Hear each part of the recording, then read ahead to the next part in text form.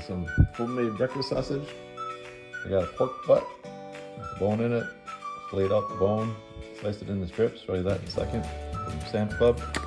Got this at Amazon. Legg's Custom Blends Seasonings. AG Legg pork sausage. As you can see, super healthy. Good stuff. Ingredients: salt, spices, and sugar. Good stuff. Can't beat it.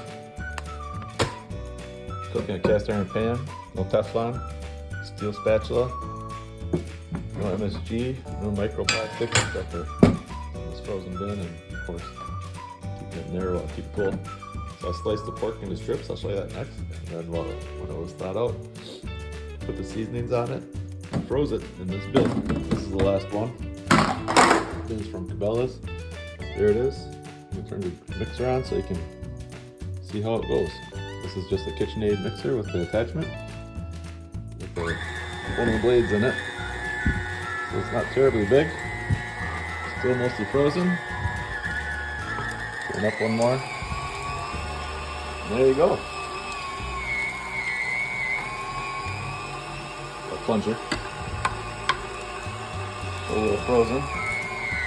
You can form this into patties and have some of the best sausage in the world. Tastes just like Jimmy Dean's, if not better. Plus it has a little more fat content than pork loin, which I usually use the pork loin. But for what I'm doing right now, I think I want a little fat. I'm doing a carnivore diet.